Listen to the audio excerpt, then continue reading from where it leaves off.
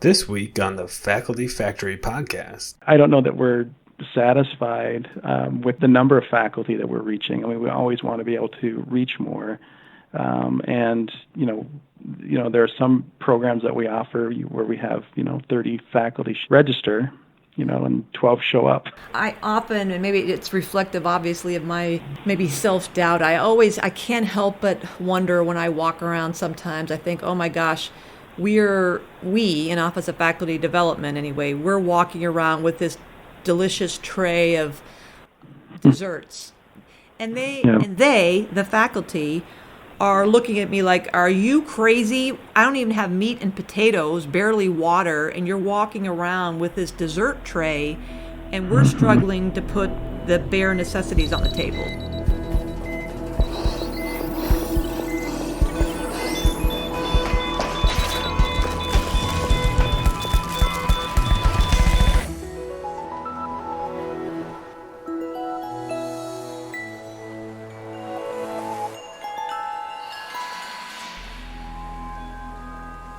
Welcome back to the Faculty Factory podcast. On today's episode, we have Troy Buer from the University of Virginia.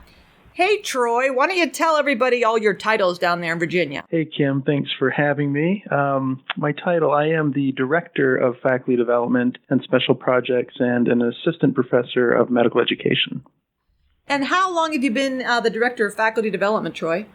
Been the Director of Faculty Development about 5 years or so. I've been in the medical school 10 years, so I've had a variety of roles and moved over to medical education faculty development from medical education about 5 years ago. And how did that transition happen? Well, I had come to the School of Medicine actually as a doctoral student. I was working on a PhD out of our education school, and as part of the program, we would do internships around the university. Graduate assistantships. And so 1 year I actually was in the nursing school. The next year I ended up over in the medical school and had never, I guess I didn't know anything really about academic medicine, and ended up in the medical school working on some really interesting projects, one of which was our curricular change, where the school was moving from the discipline-based curriculum, traditional model to this organ system-based integrated curriculum. And so I was involved in as a staff support early on with that. And then one thing led to another. Finished my PhD, was invited to serve in a full-time role within educational programs involving medical education in particular, and did that, and then had an opportunity to transition with interest in leadership and education to transition over to faculty development. So those educational programs, when you first went full-time, were they for the students, medical students or graduate students, or were those also for faculty?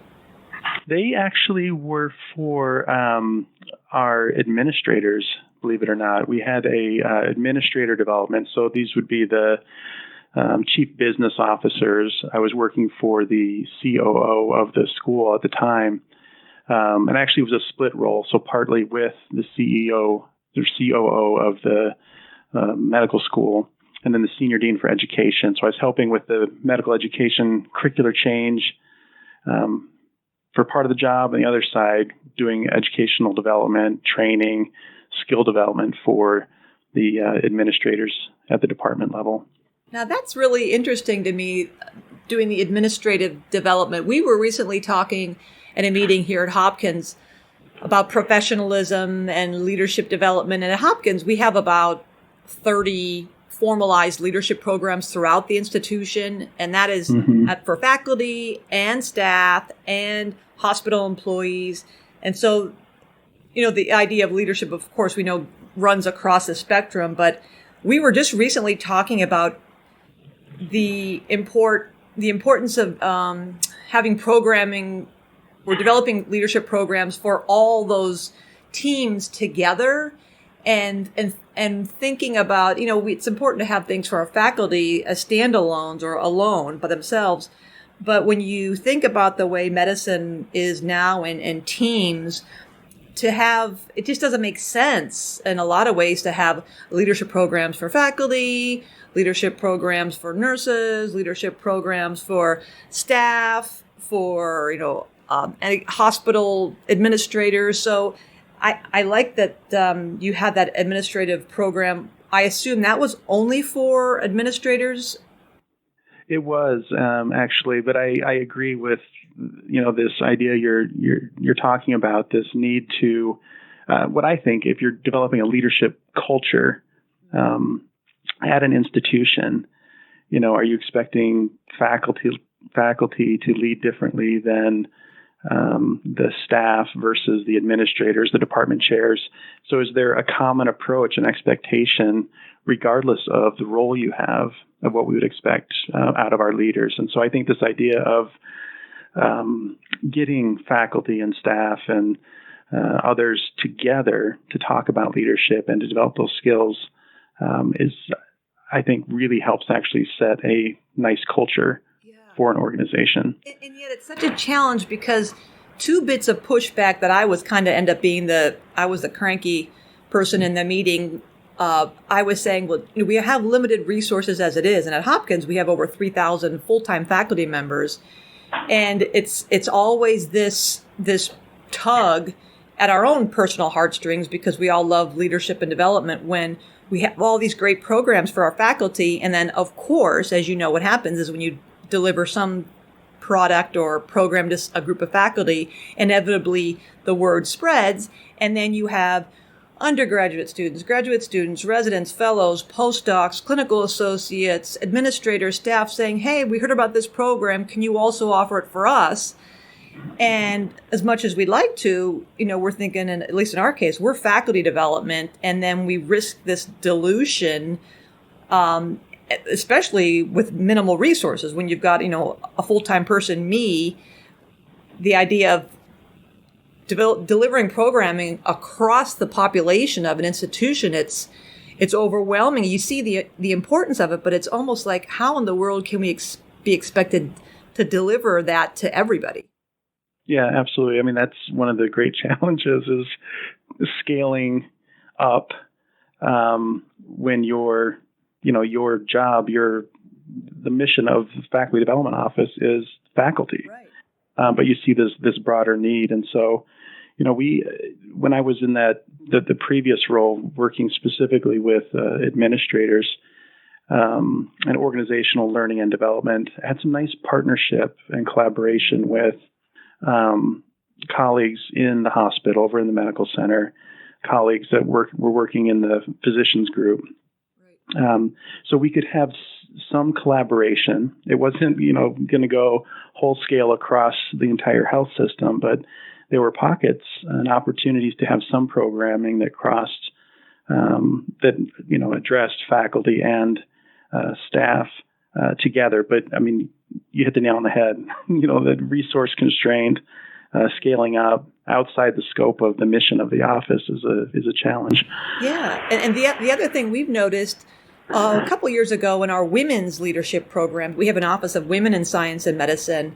Our senior associate dean for women, Dr. Barbara Fibush, she, for I think it was a year or two, invited.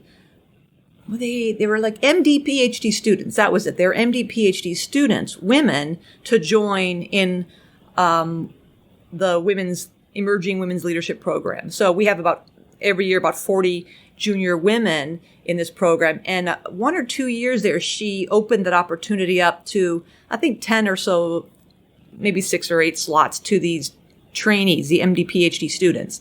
And interestingly, we discussed this, and she decided to stop doing that because it ended up setting up this kind of a slightly odd environment or vibe in the room, that the students would sit together, understandably, despite our trying to, split everybody up and really try to socialize and really mix it up. But there almost ended up being this kind of a little bit of a boundary there that made us a little bit nervous that the women faculty weren't feeling quite as free to share certain experiences. And then similarly, the students kind of ended up taking a back seat and were deferring to the faculty during breakouts and, one-on-ones and those things. So we were kind of curious about the dynamics that were happening in a classroom where you mixed people up who are not same. And I think it always reminds me of this. I had a conversation with someone who we were offering yoga for Joy in Medicine initiative a couple years ago. And the one faculty woman said, yeah, I know they're offering yoga over there, but the last thing I want to do is lie around in my sweatpants next to the staff in my office or the staff in my clinic. It just doesn't seem comfortable to me that, I'm laying there all sweaty in my workout clothes. And I thought, well, yeah, I'm a gym rat, doesn't bother me. But there is that kind of a perception, I think, that some people may be reticent to share and divulge fears or anxieties or concerns as leaders when you're in rooms with people that you may be supervising. Yeah, absolutely. One of the programs that we recently started that speaks to this is we get our department chairs, all of them together quarterly for a leadership series. And one thing that's happened that I think has been so interesting is it almost has become a safe space for the department chairs. Where they're together, the department administrators aren't in the room, it's just the chairs, where they can sort of let their guard down and talk about issues they're struggling with and wrestling with peers, who are in similar position, just in a different department. And I didn't expect that, actually. I thought it'd be a great opportunity to get the chairs together and we can explore some leadership topics.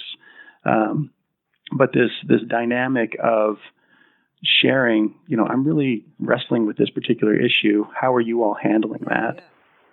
Has been a really nice, unexpected outcome. I totally agree with you, Troy. That's one we come back to over and over and over again, as I'm sure you do, when we ask for evaluations. The number one or very prominent feature that our participants always note is the networking, the socializing, the developing friendships and collaborations, and minimally just saying, hey, there's somebody else like me.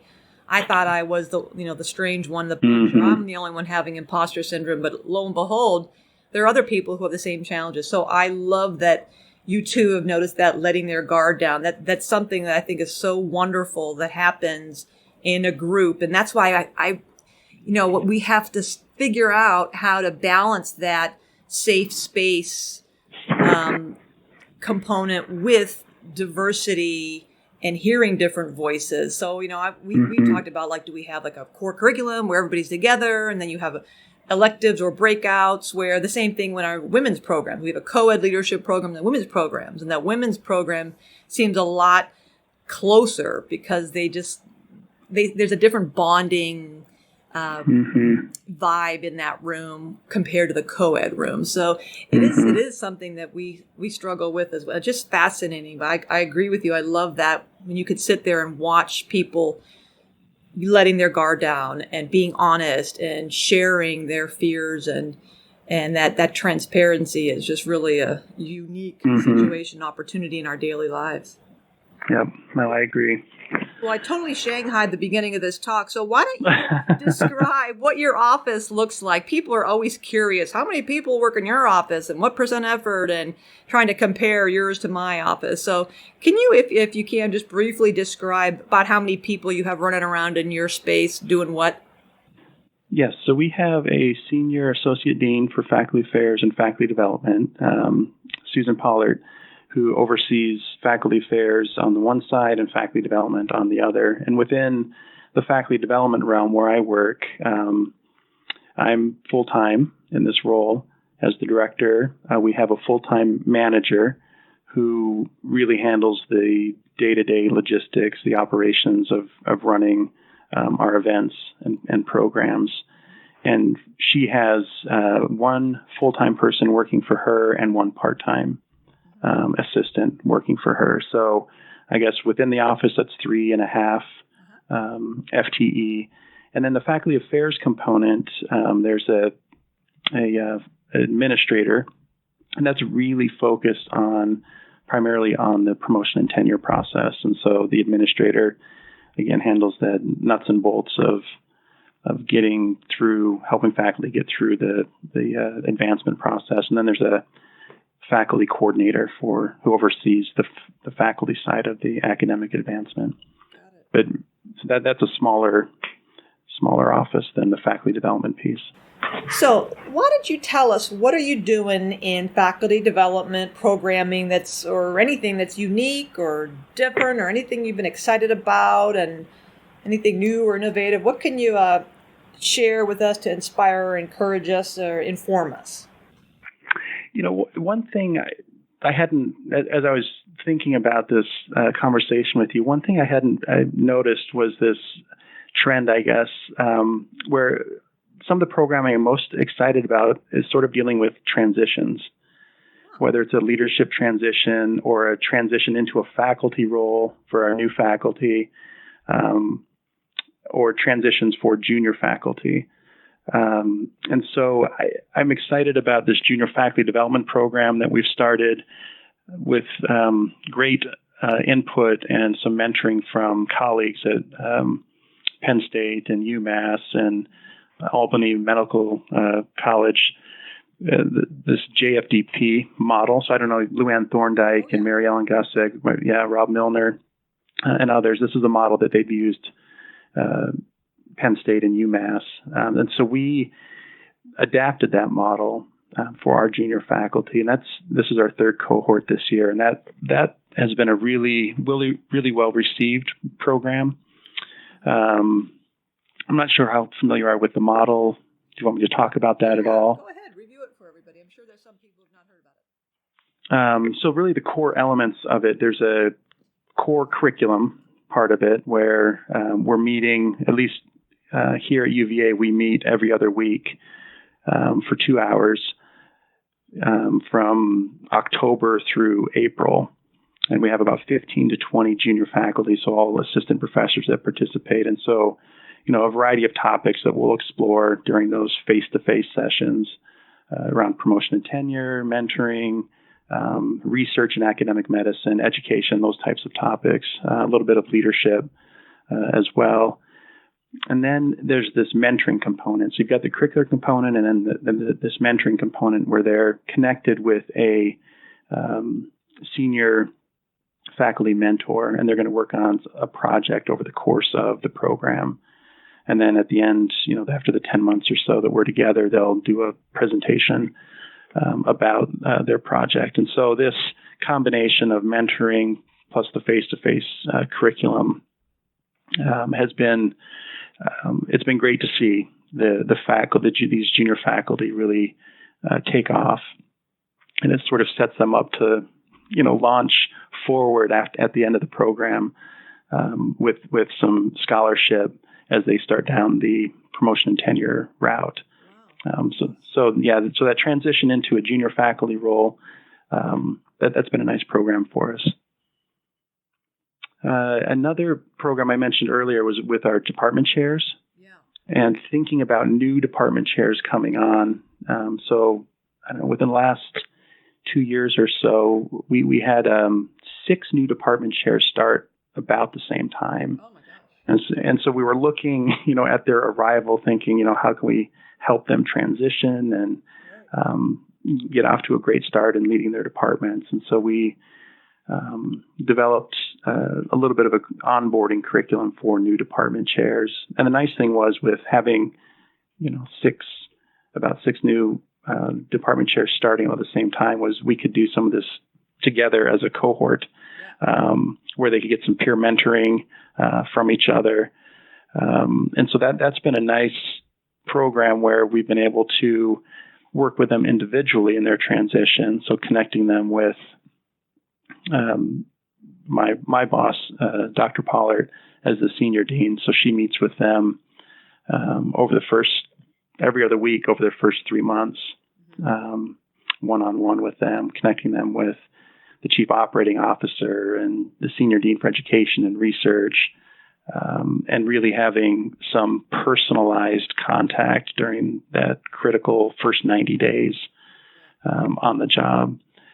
So that's been a good a nice program as well. Now, not every time are you going to have 5 or 6 or 7 new department chairs starting at the same time, right?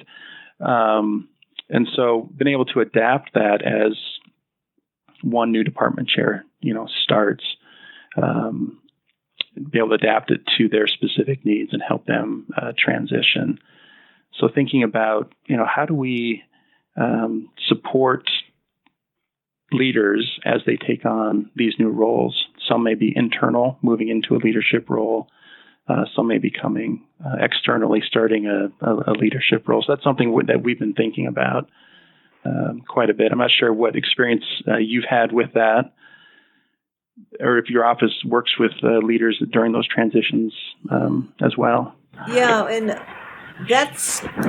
we did start that about, I've been at Hopkins almost 6 years, and I think about 5 years ago, our Vice Dean for Faculty, Dr. Janice Clements, and her right-hand person, our Senior Associate Dean, is Dr. Cindy Rand. They also came up with an onboarding process that not only involved, the equivalent of a 3-inch stack of paper documents if you were to print all the documents, but a series, as something like you've mentioned with Dr. Pollard, meetings and facilitated meetings with other finance folks and promotion and tenure folks and peer mentors, peer directors. So a similar process. And like you, I'm trying to think, we haven't had like a chunk of turnover that we've had small groups, but we typically have 1 or 2 a year. And I'd say, maybe we're 50-50 in terms of internal, external. Yeah, I think so. And then also we have, I don't know about UVA, but I'd say the past 5 years also, of our 33 or so departments in the School of Medicine, many of them now, I'd say, have created positions, vice chairs, if you will, of faculty development or faculty affairs or some kind of comparable position. So we also try to work with that. We hand in glove with those levels of leaders at the departmental level to work with new directors and in faculty development and helping them on that end of things.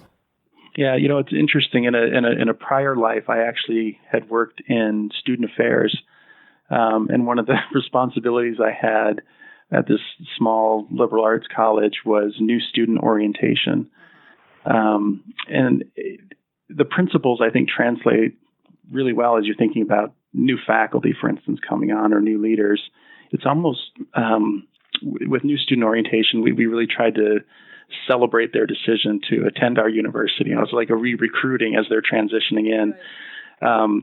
But there's this sort of nuts and bolts requirements of getting started as a new student, the paperwork and the financial aid and the housing, so all of these sorts of things, but also this acculturation, like welcoming them into the community. And how can you do that? And then you translate that, like, what does that mean for new faculty coming into a medical school?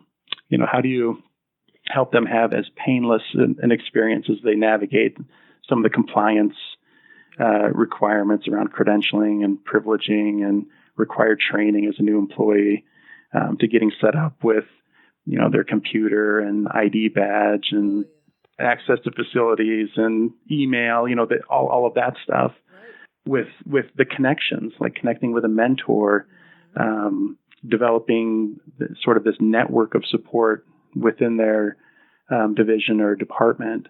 And I think oftentimes I don't know that necessarily in academic medicine we do a great job of helping new faculty navigate an institution as a new employee. So I think that's one thing that we've tried to work on to make it a better experience with the nuts and bolts of getting started, and setting them up with a welcoming, mentoring, coaching, network development experience as well.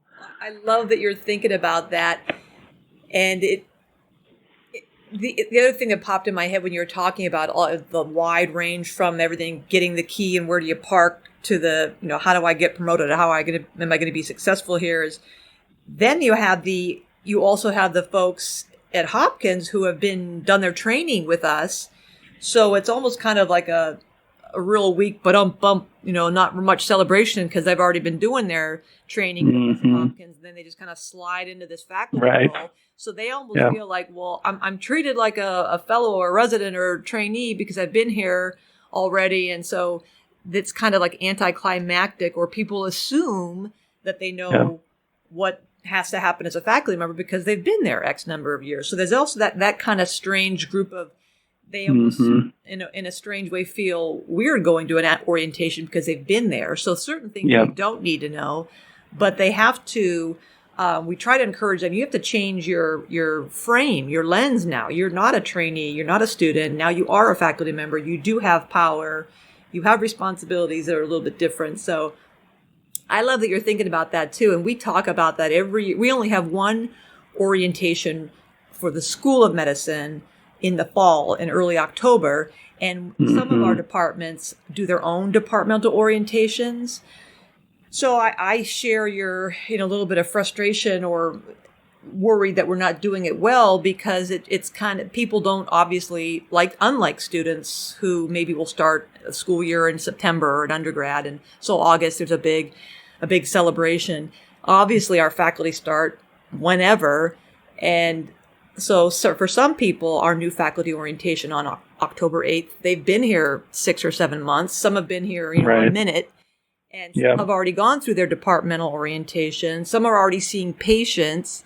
So we too struggle with how do we get all the nuts and bolts, all the regulatory compliance things and integrity and ethics and those kinds of things covered. And then how do we also make them, as you said, feel welcome and celebrate their decision and reassure them and help them know that you may not remember all this stuff, but know that there are people here to care about you. And so it is, I do agree that we don't do that well. And I would love to see how other people do it. I went to a church leadership training last summer, and it was a 2-day thing. And at the end of the second day, there was like this gauntlet of people who were all the volunteers. And I'm talking like 100 volunteers who just were lined both sides of the exit from the church building. It was a mega church building.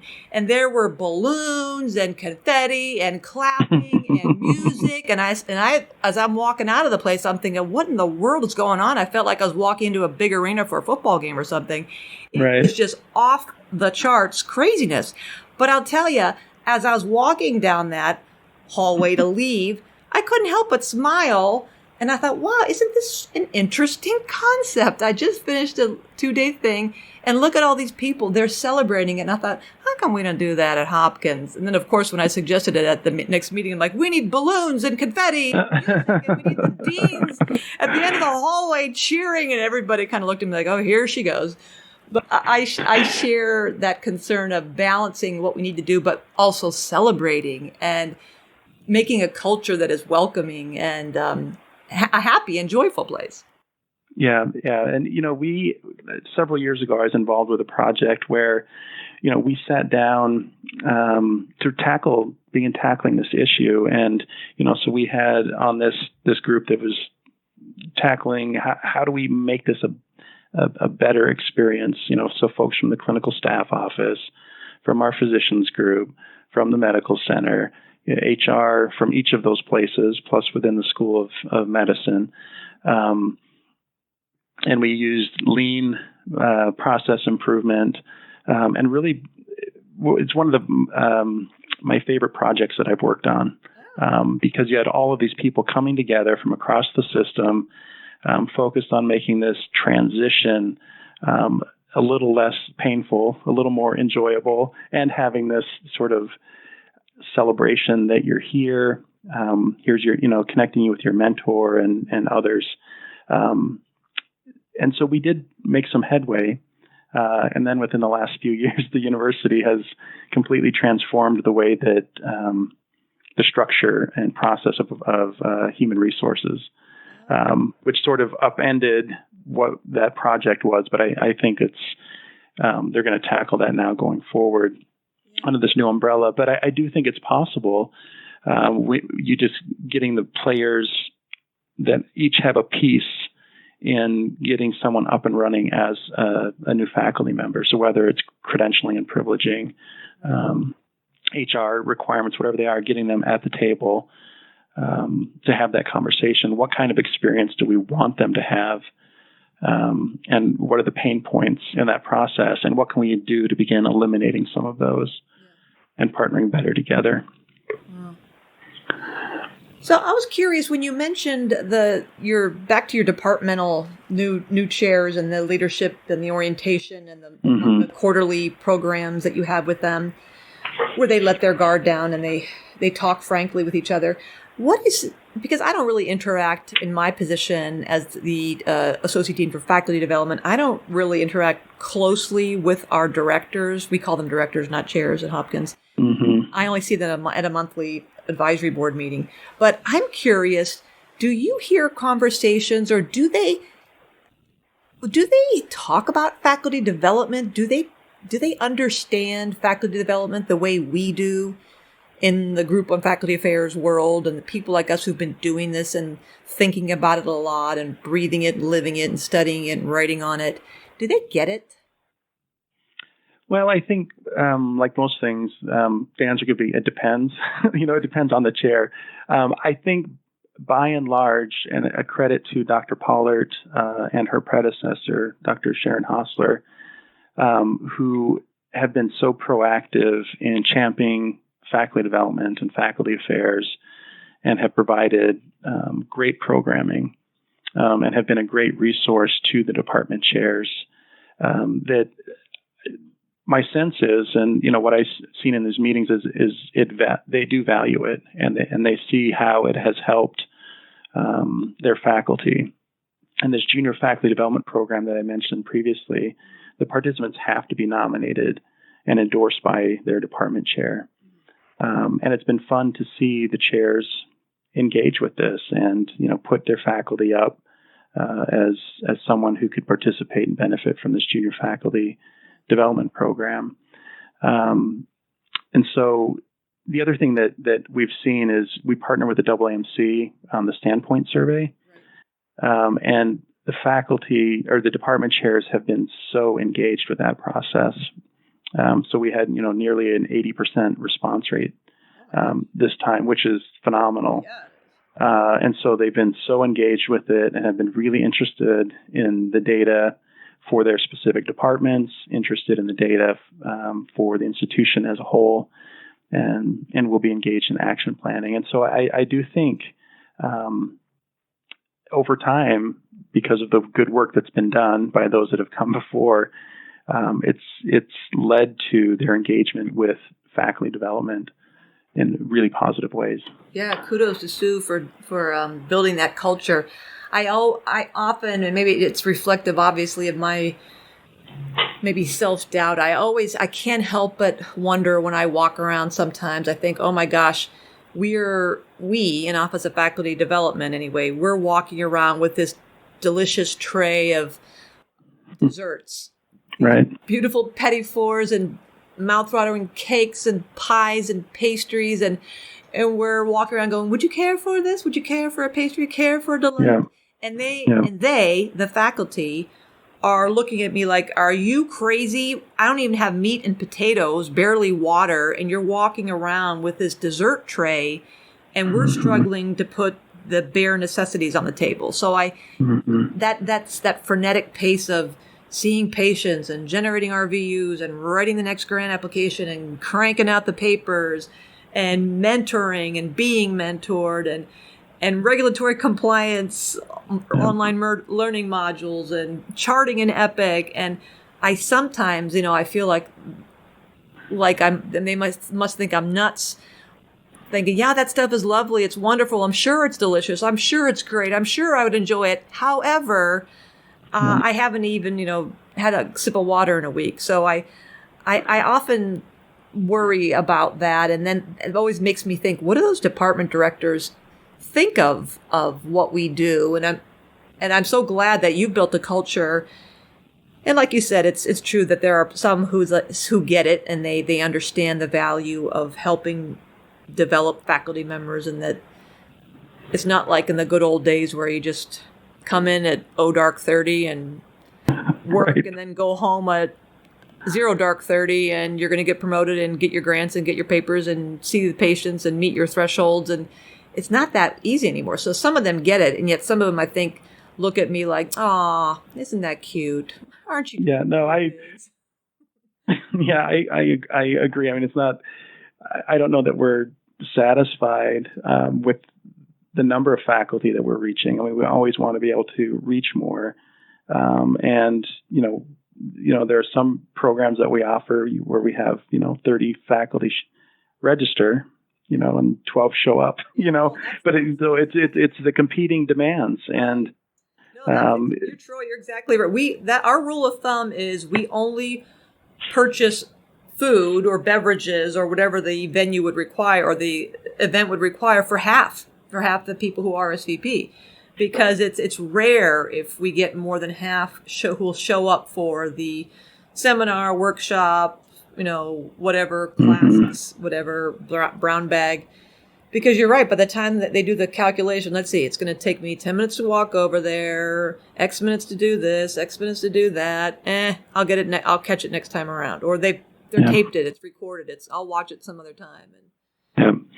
And that's why I'm a big fan. And I think why we've seen the most success with the longitudinal cohort-based programs, that there's an obligation to peers that they're, in the program with, and developing those relationships over time, and that it is carved out into their schedule. And that's a real challenge is helping faculty feel like they can take the time to participate in faculty development that's going to set them up for success in their careers. So I think that's a challenge that we all wrestle with. Yeah. We went so far in our junior faculty leadership program that started in January because, like you, I noticed a lot of these patterns over the years, and in my 6 years here at Hopkins, again, as I mentioned earlier, that people love the networking and they don't want it to be a party to the death by PowerPoint phenomenon. So we try to minimize PowerPoints. We do a lot of adult learning activities, of course, like everybody, like we should. And yet I went so far as to build in a half an hour at the end of every session. So instead of going 9 a.m. to 12 every 3 weeks, now, it's still in their calendars. We make them commit when they apply to this program. That's 9 to 12 for 8, sessions.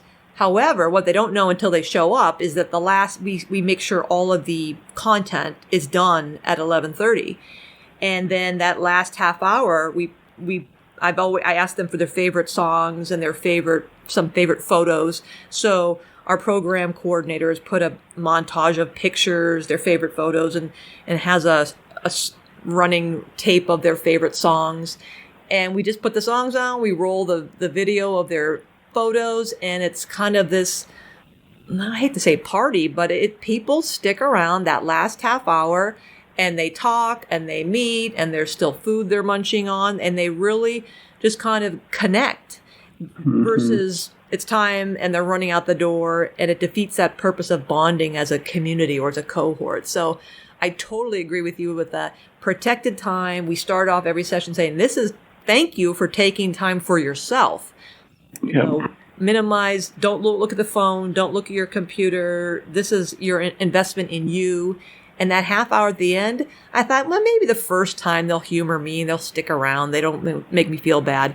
But geez, here we are, and after having 4 or 5 sessions, and it's the same thing.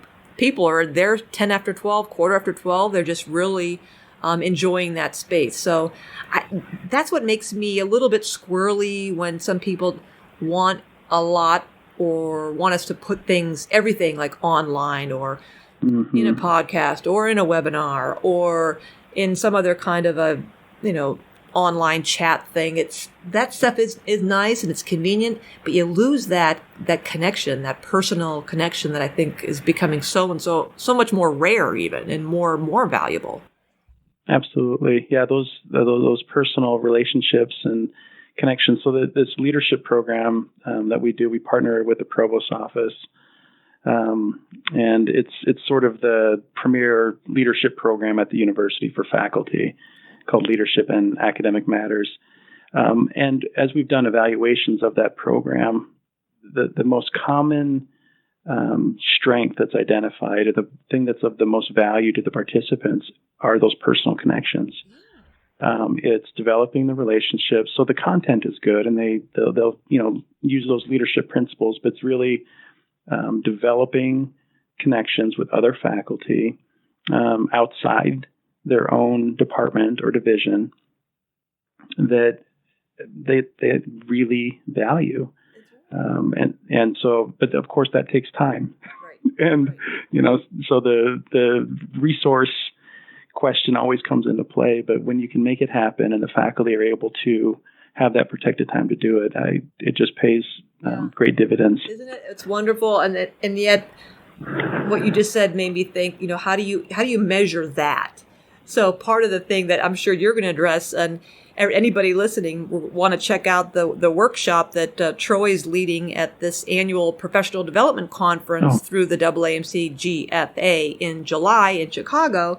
Troy's abstract, as a member of our research and project development subcommittee, is on scholarship and how to boost your scholarship in this space.